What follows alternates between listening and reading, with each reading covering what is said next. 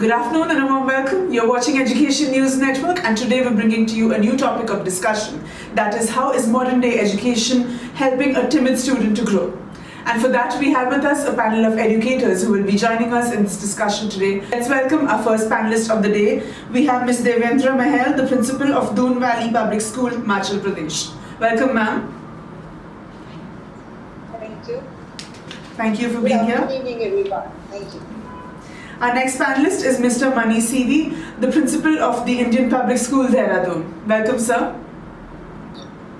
Thank you. Thank you. Our next panelist is Mrs. Rajesh Banopreeya, the principal of Gyan Mandir Public School, New Delhi. Welcome, ma'am.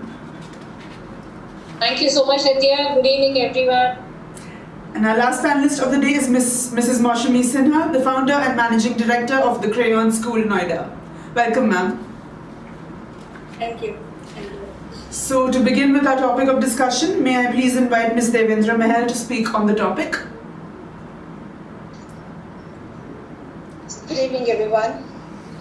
Yes, today's topic is very, I must say, sensitive one.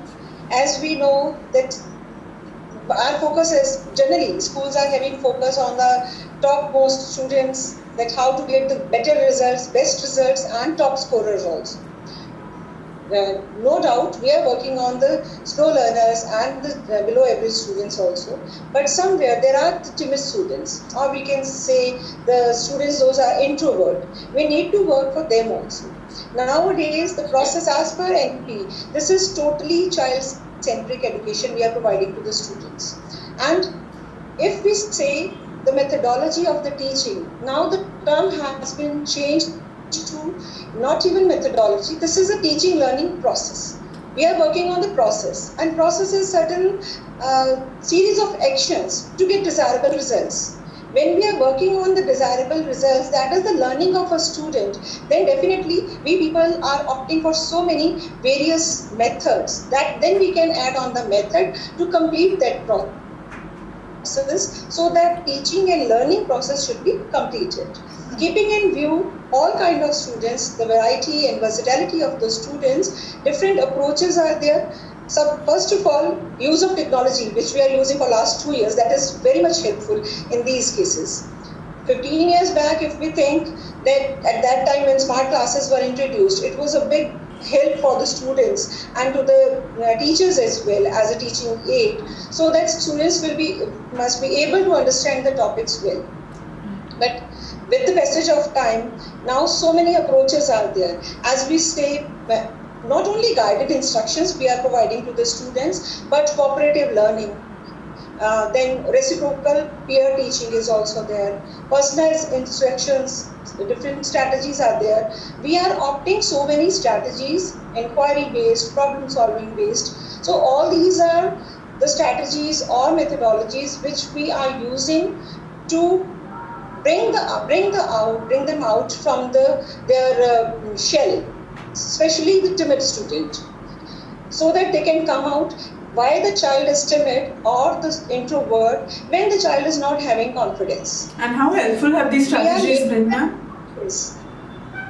Yeah. How helpful have these strategies been, the ones that you just mentioned? Yes, these are very helpful. Suppose if we take an example of reciprocal peer teaching only. So peer group, when we are making the group of the students, a child who is comfortable with another child, not with the teacher or the senior person.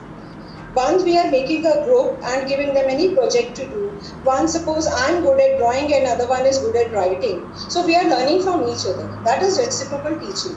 When we learn something and we are confident for that topic, obviously the person will come out from its shell that he or she cannot speak, or whomsoever was not able to open up in front of the audience. Once the child is confident about their knowledge and the content, then definitely it will be helpful for the child to take out from that like introvert behavior.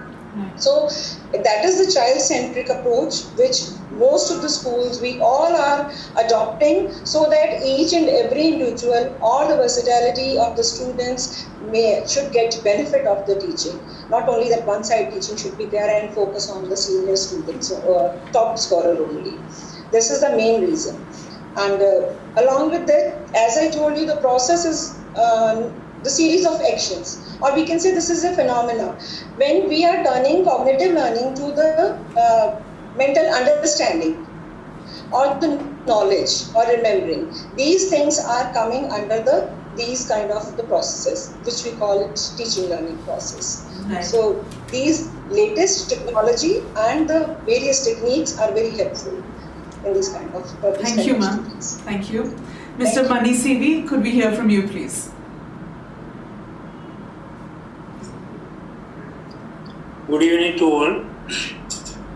When we are talking about bringing out the timid students or introvert students, first of all, we should understand what percentage, what is the reason for this timidness.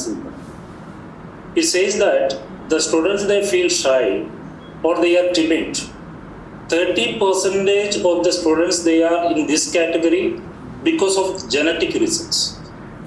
Yet 20% of the students, they are timid or they are shy nature because of the unfamiliar environment they have when they come to the school, especially in the lower classes. They are not familiar with the environment. So keeping this in mind, we have to deal with each and every child. It's also know that linked to low 10% self-esteem. I'm sorry to interrupt you. It's also linked to low self-esteem, right? Being timid. Yes. So keeping this, see, at present time, almost all educational institutions, they started to teach the children only result oriented in order to make them to face the coming competitions. In that cases, everyone want to get a better result. So the PFI students or the students those who are timid or shy nature, they are neglected. So what we have to do is that we should understand the students and we have to, even though the CBSE or ICSE schools are giving certain prescribed norms, sometimes we have to come out of it and we have to help even each and every student, because we have to make them a better citizen first. So for that purpose, in each and every teachers in the classroom, they have to create an atmosphere which is helpful to the child who is there in front of that particular teacher in the classroom. So engage the students, encourage the students. I feel that is the two dimensions we have to keep in mind to bring them out. For that, we have to occupy children in various activities. Suppose you see, if we are just giving an action, we are telling the child to do this one, do that one, that will not work out. We have to find out the interest of that student. We have to understand why that student is not ready to come up. In which field the child is interested in. So give chances to that field, bringing a little away from the what is already set up in the education system and help them, then gradually bring them to the academy. For that purpose, we have to engage the student. Sometimes we have to, the stick methods we can use it, or sometimes the activity methods we can use it, storytelling method we can use it, as the man told. We can use for drawing, painting, where the child is having interest, encourage the child in that field, along with we link them to the subject. Because the new academic policy, the education policy also saying that we have to link all the subjects. Activity oriented, learning oriented, student oriented learning. We do say many methodologies we are using it. Personally, I feel that it should be each and every child oriented atmosphere we have to create in the classroom for timid students. The good students, those who are having good IQ, they automatically we have to concentrate only in the academic matters. We don't worry much about them. Even though much help is not given by the teacher, they will learn, they will perform academically well. But we have to work on at present time the curriculum. We have to link in such a way that the timid ones getting more and more chances according to the interest of that child. Right. No, I keeping in agree mind with what that you it's said very- about engage very and challenging. encourage. Yes. Okay. Engage and encourage, as you said. Yes, That would be the engage key. and encourage. That is the best way I feel, Okay. which I apply in my classrooms and I ask my teachers To implement. do Got it. Especially for the shy nature student, introvert students. Right. So they have to mix and mingle up first, then only. Thank you, sir. Thank you for sharing your thoughts. Okay. Mrs. Rajesh Welcome. Banopreeya, could you please speak on the topic? Good evening, everyone. At the outset, I would say that I am humbled and honored to be a part of this live panel discussion today. Thank you so much. Thank you for being here. Thank you so much, Nitya. And to begin with, I would say that the children of today are gearing up to become the adult citizen of tomorrow. And it is this learning process, the education is instrumental in shaping their lives, their personality, and is also helping them to gear up with the skills, which is later on going to enable them to deal with certain situations in life in future. But I would say there is a paradigm shift in the education system. Earlier, people were more into bookish knowledge, rote learning. It was all about acquiring degrees and getting monetary success. But I feel now people have warmed up to the idea of education being the key to all-round holistic development of the children.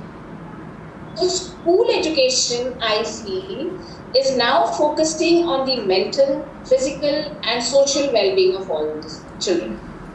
One model of teaching is going to fit all the children is absolutely an outdated idea.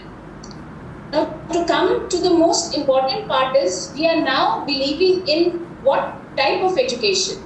According to CBSE and NEP, like Manisha rightly said, we are now into experiential learning, we are into art integrated curriculum, we are into music, art, drama, dance, sports, etc. All these skills are there to enhance the cognitive skills, the thinking skills, creative skills and communication skills. Now to come to the crux of the topic today, where we are talking especially about the timid children. So what do you mean by timid children?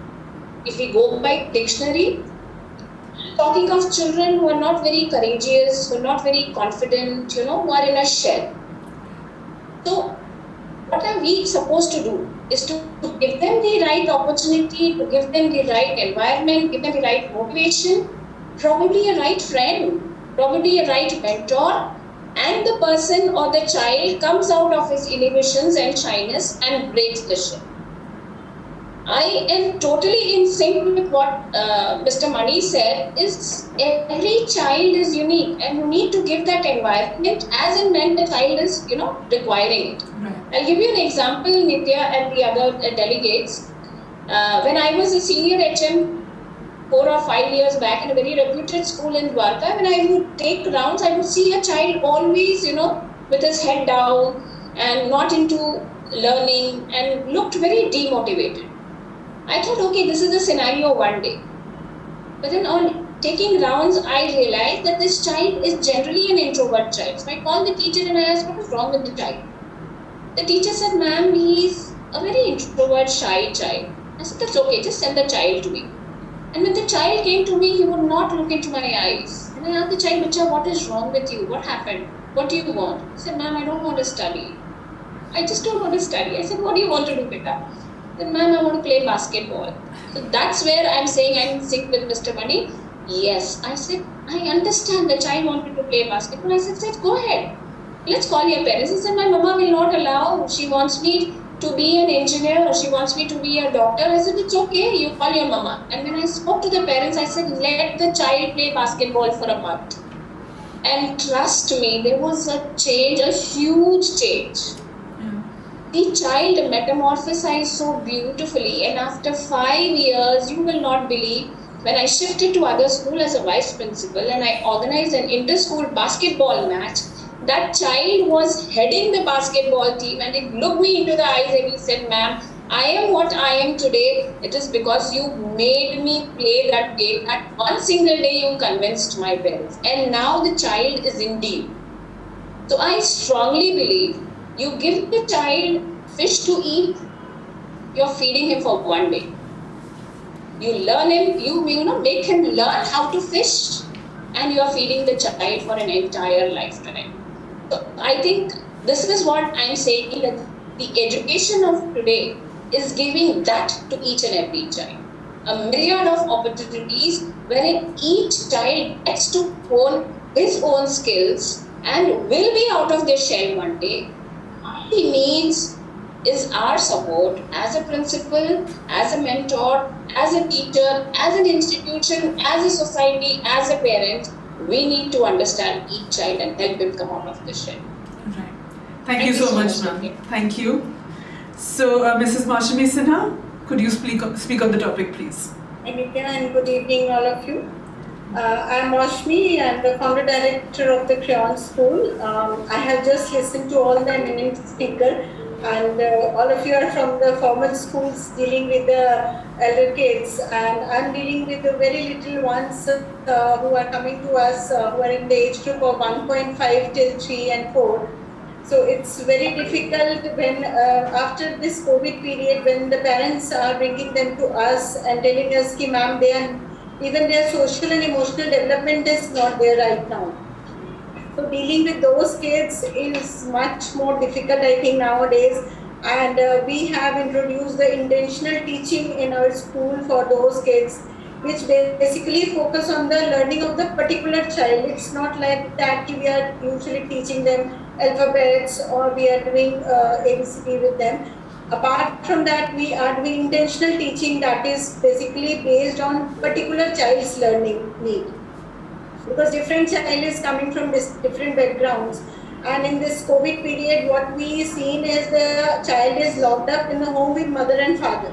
If they are living in a nuclear family, no third person is there. So they are not open up with the other people. They are not played with the peer groups. They have never went to the playgrounds.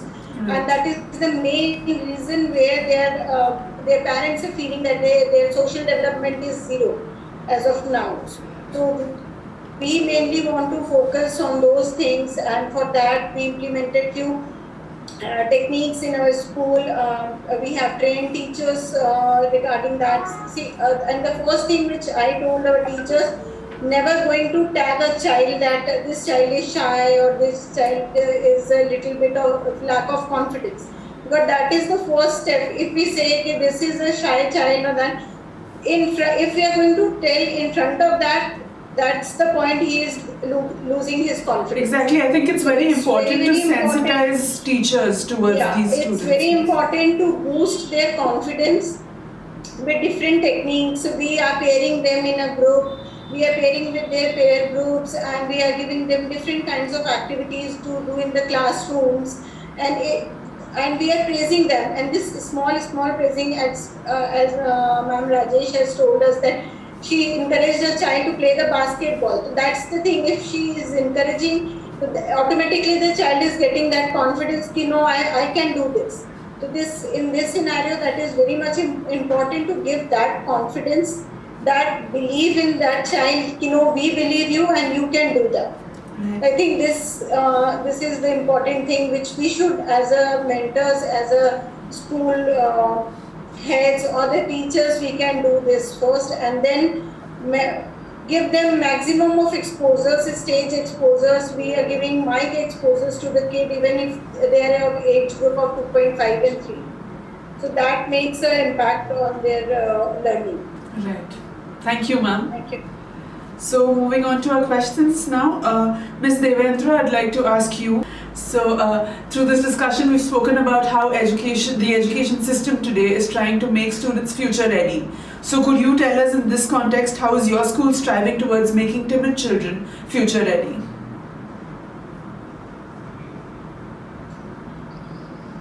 Yes, future ready schools. Like we are talking about the 21st century, all the skills the child must have. We are here in the institutions working on all kind of skills other than the academics. Academics is the core thing which we have to teach. But as ma'am said, holistic development is required. And in holistic development, all the virtues, values, all kind of 21st century skills involved in it. So working for these skills, like I spoke earlier also, various pedagogical approaches are being taken into the consideration. For each and every subject, it is not only the monotonous type of teaching is going on in the class and the child is listening to a teacher. For each and every, according to the need of the subject and the topic, the various activities are being performed. Especially for value education, we say, for each and every chapter, how we can correlate the topic with one of the virtue or one of the value. Somewhere the students are lagging behind in these things. Students are not as sensitive as we were in or the previous generations were. Now, respect, sympathy, empathy, these kind of words are the words only for them. They are not taking into like emotionally. As ma'am said, emotional quotient, and we need to work on their emotional quotient as well. When they will correlate the thing, then only we can develop the desirable behavioral changes into them. Exactly. Second, we are working on first thing this, and along with this, various kind of exposures for along with the games and art integrated projects. If we are giving them, suppose one of the project, our state is related with Himachal. I'm from Himachal state. We are from Solon. So if Himachal state is as per CBSE, we have to follow all the norms, state, CBSE, all the guidelines. If the state is associated with the Kerala state for their projects and everything, so making them sensitized with the other cultures, showing them, teaching them the respect for the other culture and basic things, basic stress is on the 21st century skills through their counseling, through the like speakers, through their various pedagogical approaches, so that the students can be confident. And most of the things, the events which are going on in the school, whether it is house or inter-house or class activities, we will make the students responsible for conduction of all kind of things. But in this, does a timid student participate? That's my question. Yes. Every time the students should not be repeated. Okay. One latest incident is one of the this inter-house competition was there, where we took a child who stammers. He stammers, but he was counseled in such a way, and the topic and this topic given to him was so precise, so that he can come confidently on the stage and speak something. And it really helped him to take him out from that shell that he can do. His all inhibitions was stopped over there. So not repetition of the students and giving them the opportunity at various levels to improve their emotional and quotient as well as the IQ also. So these kind of activities, generally they are helping them in the coming out of all these things. Thank you, ma'am. So, Mr. Mani, I'd like to ask you, you spoke about the various activities that you incorporate into the classroom to help timid children. But when the timid child is amongst the other kids who are like confident and have high self-esteem and all of that, how time-consuming is it to deal with such a child? And how do you address this? So, for the child who is not having self-esteem or he is not confident enough to come up, what we are doing is that we try to inculcate courage in them, because you are not far behind from other students. Suppose you see a child is not able to do mathematics properly. Because of that, he is trying to evade from the math class or not doing by making some excuses. I forgot to bring my copy, or I was not feeling well. In such cases, what we are doing that, asking the child, if you are not okay, you don't do the maths work today. But in which subject you are interested in, have you done that work? If you have done that work, you bring that. So in that case, and we are showing that you see, okay, this child is not, Mr. A is failed to do the mathematics work. But you see how nice he did his drawing, or how well he spoke in the morning assembly yesterday. You see, he collected a good thought from some writers and he presented there in the assembly. So we are giving him a chance and he is presenting. So that we are motivating. Then we ask that child, those who are especially finding very difficulty in the mathematics, ask him for a month, for few days, you don't solve any mathematical problem. You do one thing, you learn. Can you learn the table of 1 to 5 or 10 to 15, like that way we are making them do it. So take the cases of, suppose if a child is not at all interested in study, as the man told, Rajesh ma'am told, if the child, how she made a student to come up in basketball. Because I was also a basketball player. When I went to the basketball court the first time, everyone teased me, this is not your game, telling that this is not your game. But what I did is that I tried to prove that is my game. So I am encouraging the child, if anyone say that you are not like this, you try to prove by increasing your confidence. You first of all show the field where you are interested in. Then you come back to that particular subject or that particular game and you prove that you are good at this game. So what I say to my teachers, don't label any child. Yes. Don't say the child, you are not good in maths, you are not good in science or in social science, you can't do this, you can't do that. So I always motivate my teachers to say, you are okay, you are not good in maths, but you are in social science. So like that way, I try to inculcate a habit among the teachers first to encourage the students in which field they are. Here another thing is that if a child is little bit shy nature, because ours is not residential school, we try to find out the family background of that child from where that child teaches. Then we even interact with the parents, telling that, okay, your child was a little bit finding little bit difficult to adjust. But now you see, don't worry about the result what he is producing. First of all, you see that he is becoming a good child.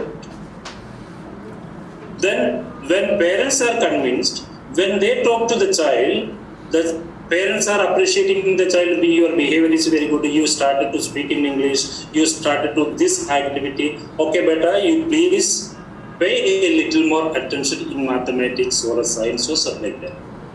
So we link the child from the classroom to their group, to their games field, to their parents. That is, when a child is coming for study, we have teachers is one side, classmates are another side, parental side is another one. Unlike the day school, we are having the students inside the campus. So if we don't link all these things, we cannot build up a confidence in the child. So we are trying to build up the confidence in the child, build up confidence in the child like this way. So engaging them, most importantly. If whatever field they are drawing, if one is good at drawing, we ask them to do the work and we publish it in the classroom or in the common places. So basically acknowledging yes. what they're good at and encouraging them towards that will build up confidence. Yes, appreciation and encouragement, through that two way we can bring out the child. That is what I feel, and that is why what I try to inculcate among the teachers and students. Even senior students are asked to help the junior students to come out. So they are helping, they are asking them, counseling them. Yet we involve the students in various activities. Alright. Social interaction is the best way to bring out the recording in progress. Introvert side. Social interaction. We have to provide the sufficient opportunities inside the classroom, inside the school campus. Here, students should be very much intimate with the subject teachers. Right. If a child don't like a teacher, definitely that child will become poor in that subject. And if a child is much afraid of a teacher, either in the form of physical punishment, corporal punishment, or emotional punishment, in that case the child won't excel. Right. So we have to create an atmosphere according to the need of the child. So we educators, we teachers, should go for it. Here it is the responsibility of the people those who are heading the institution to see that each and every child in the classroom or in that particular institution is properly attended by the teacher, emotionally encouraged them. Their all-round development is very important. Not only the development of the brain, development of body, development of his heart, emotions. That's very important. So we have to adjust the classroom when we are talking as far as we concern with the timid or introvert student. We are not talking about the scholars. So we have to create an atmosphere inside the classroom. So the teachers play the most important pivotal role in it. So educating teachers and sensitizing them is of utmost importance, I believe. Yes, ma'am, we have to arrange the activities accordingly. Right. Here it is the head of the institution has to see that convenience or that atmosphere is created inside. Completely agree with that, sir. Thank you. So, Ms. Mousumi, I'd like to ask you, we got some examples of activities from our other educators. So could you tell us some of the activities that can be incorporated into the classroom to help timid students become more comfortable and outgoing? So, Nidya, first of all, I want to say that we should set a progressive goal for the teachers. Like when a child is coming to you, how you are taking that child, and the teacher has to set a goal for herself. Ki, okay, this child has come to me in this position. That is a very shy kind of child, or is a very introvert. So that's the responsibility of the teacher, that how she will take him or her to the next step. And for that, she needs to create such kind of environment. She has to just build up a few activities which can help that child to come out from their fear of doing the same thing. Right. So for that, we are doing different kind of confidence building activities with the child in a school. Then we are doing spark interaction with the kids. Like there are continuously, we are giving them the stage exposure. So if a child, first day, if a child don't want to speak, maybe after 5 days, 1 week or 10 days, he will be speaking a line. Maybe after a month, he will start speaking 2 lines. So this kind of exposure from the teacher's side is very, very important. And most important is the reward. When we are praising the child, when we are rewarding them, they are getting that confidence, they are getting that positive vibes from the teacher and the mentor. Okay, they are believing us and we can do this. And from there we can take it forward. Right. Thank you, ma'am. So my last question goes to Ms. Rajesh. Ma'am, we've been speaking about holistic development being the focus of schools. So in this regard, we implement activities, competitions, and like you said, encourage students to do what they're good at. But sometimes this tends to be overwhelming for the timid child. So how do you address this? Pardon, I couldn't get you. Sometimes it goes out to be... It becomes overwhelming for the timid child. Yeah. So how do you address this? See, first thing is, I am in sync with Mousumi ma'am where she said that we cannot label a timid child as a timid child in the first case. Right. To address the timid child's cases, what we have to do is we have counselors and special educators in our school. Yes. So the first part which we start with in our school is, when we see that a child is a little timid or introvert, the case is first discussed with the counselor, child, and we have counseling sessions regularly with the child for a week, for 10 days, 15 days, as in how much the child requires. Here we also involve the parents. So we have a team. I cannot do anything with the child without having the parents' cooperation, without having the child's cooperation, and without the teachers. So we all have to be in sync to understand that the child has to come out of the shell. Now when I am organizing an activity, I have given special attention to the child. Say I am organizing an extempore, right? And I know that I have a child who is timid also participating in that extempore competition. I am not aware of it. So I have informed the judges and I have informed the audience, or the audience is my own classroom or my own students in my auditorium. Everybody is aware that the child there who's going to be speaking in the extemporary competition is an introvert child. What we need to understand is the pace of the child is different. Ma'am, one thing we all have to understand that every child undergoes a hibernation period. Not everybody can loom, together. Together, yes. So that sense has to be brought to each child during the teaching period. So I feel when the competition is going on, as ma'am has clearly said, appreciating the child even more is important. Now I have started with something, probably all of you are already doing it, with assemblies in our school, wherein we've started with wing-wise assembly. I have 2 days in a week where we have the entire school assembly, and on one day we have the primary, one day we have the middle wing, and the other day the senior wing. Now why I have done this is we can have classes on rotation for the assembly. So I make it a point that the children who are there in the assembly are not repeated in the next assembly. So there is no doubt that the child who's introvert is also going to get a chance to speak in the assembly, and by that time my entire session is done. Almost twice every child is going to get to speak.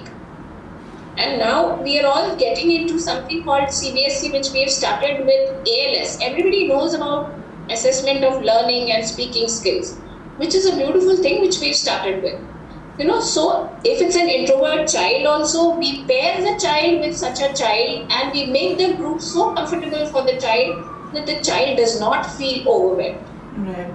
It is with the mentor, the child starts getting comfortable, and then we expose the child to these activities. So it's a gradual process. So what you it just cannot said, happen in one go. Right, that is true. But what you just said about the assemblies, does that help? Like when the timid child gets the chance, have you seen an improvement? Absolutely. I'm telling you, we had an open day, right, last Saturday, I would say, and we had the director of CBSE coming over as our chief guest. Right. He was overwhelmed. He was overwhelmed when he came to know that we have assemblies regularly. I mean, all schools have, but this is something which I segregated in the school wing-wise. And you know what happens? See, I have kept, this is the primary wing this time. So today it's going to be 1A on Wednesday. Next Wednesday it's going to be 1B. Next Wednesday it's going to be 1C. You're getting it? So every class gets a chance every Wednesday. Every child comes to get on the stage. So it is so good that I have got so much of appreciation from the parents. The child is not, probably there's a child who is going to come and forget on the stage. It's okay, we clap for the child. It's natural for a child to forget. The reason I asked you this question is because I just recall when I was a child, I loved to write.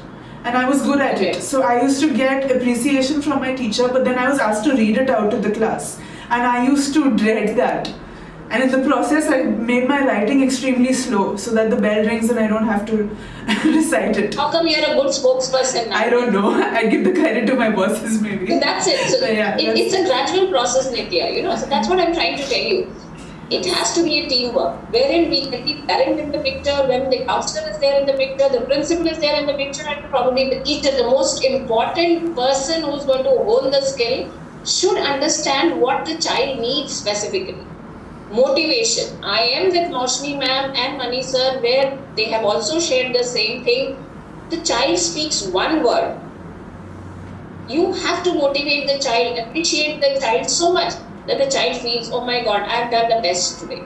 So motivation is what, and appreciating the child in public is even better than doing anything else. So engaging, motivating, encouraging, and appreciating in public, right? Absolutely. All right, ma'am. Thank you. A very big thank you to all of you. This was a great discussion. Thanks a lot. Thank you so much, everyone. It was a pleasure to be with all of you and to be amongst such eminent speakers. Thank you so much. I hope we meet in future sometime and keep in touch. Yes, of course we should. Thank you. Thank you so much. Thank you, Nitya. Thank you, ma'am. Thank you, Nitya ma'am. And with that, we come to the end of this extremely interesting panel discussion where we learnt about how timid students must be dealt with to thrive in the learning environment. Due to time constraints, we could only take a few questions, but if you have any additional queries related to the topic, please do write to us and we'll be glad to take them offline. For more such videos, do log on to our website, theENN.com, and don't forget to like, share, comment and subscribe to our channel. For now, signing off, this is Nitya.